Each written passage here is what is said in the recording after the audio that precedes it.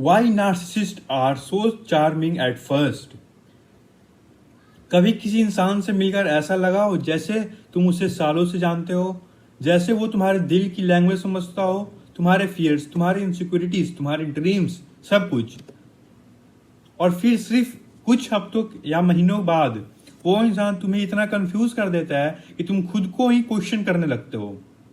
तुम सोचते हो शायद प्रॉब्लम मुझ में है, शायद मैं ज्यादा सेंसिटिव हूं, शायद मैं ही कुछ गलत समझ लिया। लेकिन सच क्या है?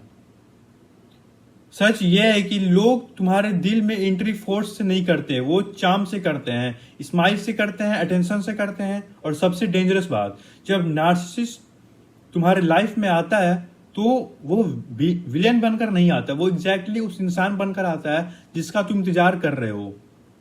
उसकी क्रूएलिटी डेंजरस नहीं होती, उनकी चार्म डेंजरस होती है। आज हम बात करेंगे एक ऐसे साइकोलॉजिकल फिनोमिना की जिसके बारे में इंटरनेट पर बहुत कम लोग जेन्युइनली बात करते हैं। हम समझेंगे कि नार्सिसिस्ट इतने चार्मिंग क्यों होते हैं, उनके चार्म के पीछे की साइंस क्या है, क्यों इंटेलिजेंट लोग भी उनके ट्रैप में आ जाते हैं, और क्यों इंसान को तुम्हें बिगिनिंग में मिला था वो बाद में कंप्लीटली डिफरेंट लगने लगता है।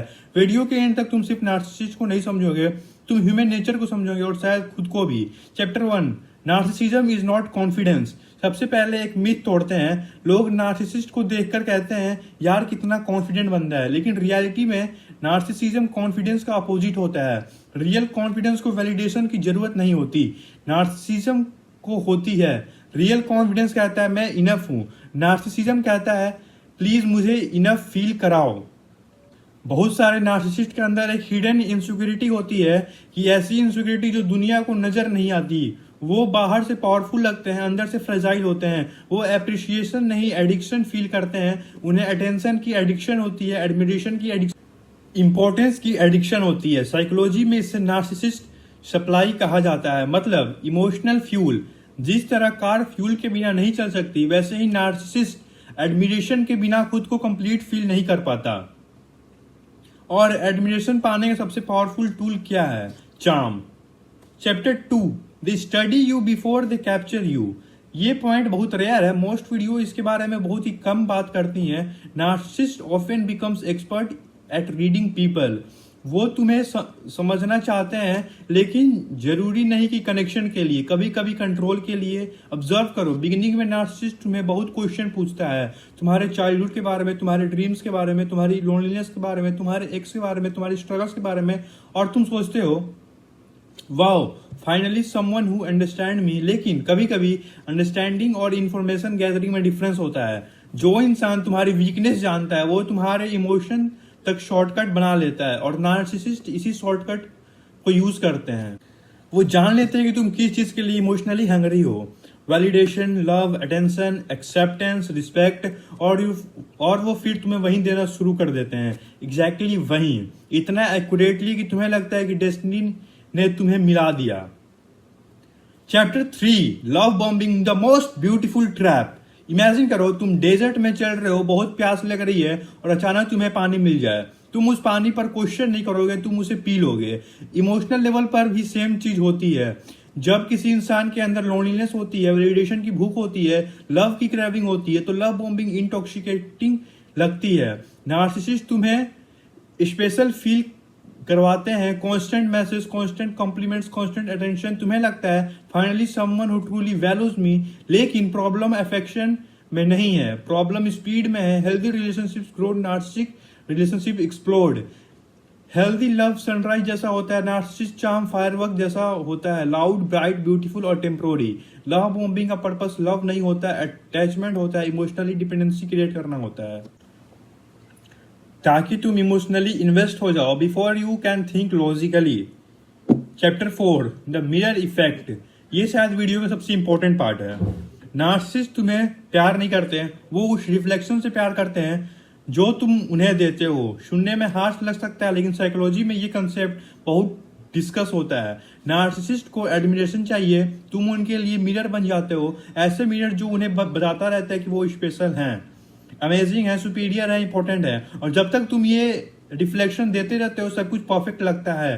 प्रॉब्लम शुरू हो जाती, लेकिन जिस दिन रिफ्लेक्शन चेंज हुआ प्रॉब्लम शुरू हो जाती है। इसलिए बिगिनिंग में तुम एंजल लगते हो, बाद में प्रॉब्लम बन जाते हो। इंसान नहीं बदलता, मिरर बदल गया।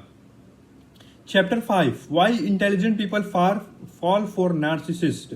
बहुत लोग सोचते हैं सिर्फ नेव लोग नार्सिसिस्ट के ट्रैप में आते हैं। बिल्कुल गलत। एक्चुअली इंटेलिजेंट लोग भी आते हैं कभी कभी तो और ज्यादा। क्यों? बिकॉज नार्सिसिस्ट स्टुपिडिटी को एक्सप्लॉइट नहीं करते हैं, ह्यूमन नीड को एक्सप्लॉइट करते हैं। और इंटेलिजेंट लोग भी लव चाहते हैं, एक्सेप्टेंस चाहते हैं, कनेक्शन चाहते हैं, बिलोंगिंग चाहते हैं। कोई भी इंसान इतना इंटेलिजेंट नहीं होता कि इमोशनल नीड से ऊपर उठ जाए। इसलिए नार्सिसिज्म डेंजरस है। ये आईक्यू का गेम नहीं है, ये साइकोलॉजी का गेम है। Chapter 6, the mask. कार्ल जंग ने एक कंसेप्ट दिया था, persona. The mask we show the world. हम सब मास्क पहनते हैं, लेकिन नार्सिसिस्ट का मास्क ऑफन यूजली उसकी रियलिटी से बहुत दूर होता है। बिगिनिंग में तुम मास्क से मिलते हो, रियल पर्सन से नहीं। मास्क चार्मिंग होता है, फनी होता है, कॉन्फिडेंट होता है, इंटरेस्टिंग होता है, परफेक्ट लगता है, लेकिन परफेक्ट चीजें रियल नहीं होती। और इवेंचुअली मास्क को मेंटेन करना एग्जॉस्टिंग हो जाता है। फिर क्रैक्स अपीयर होने लगते हैं, anger, manipulation, jealousy, control, coldness, और तुम शॉक हो जाते हो। ये वो इंसान नहीं है जिससे मैं मिला था। सच बताऊं, शायद वो कभी था ही नहीं। Chapter 7, the cruellest part. सबसे क्रूअल पार्ट क्या है? नार्सिसिस्ट के जाने के बाद भी लोग उसे मिस करते हैं। क्यों? क्योंकि वो उसे मिस नहीं कर रहे होते, वो उस वर्जन को मिस कर रहे होते हैं जो बिगिनिंग में एग्जिस्ट करता था, या कम से कम उन्हें लगता था कि एग्जिस्ट करता था। और यही ट्रॉमा बॉन्ड का फाउंडेशन है। तुम रियलिटी को नहीं, मेमोरी को चेस कर रहे हो। तुम प्रेजेंट पर्सन को नहीं, पास्ट फैंटेसी को चेस करते हो। और जितना ज्यादा चेस करते हो उतना ज्यादा लूज करते हो खुद को। और तुम्हारी लाइफ में कभी कोई नार्सिसिस्ट आया है तो एक बात याद रखना, तुम वीक नहीं थे, तुम स्टूपिड नहीं थे, तुम ह्यूमन थे। और ह्यूमन कनेक्शन के लिए वायर्ड होते हैं। बस प्रॉब्लम ये है कि कुछ लोग कनेक्शन क्रिएट नहीं करते हैं, कनेक्शन इमिटेट करते हैं। और इमिटेशन और रियलिटी के बीच का डिफरेंस समझने में कभी कभी साल लग जाते हैं। नेक्स्ट टाइम जब कोई इंसान बहुत जल्दी परफेक्ट लगे, थोड़ा रुकना, ऑब्जर्व करना, क्वेश्चन करना।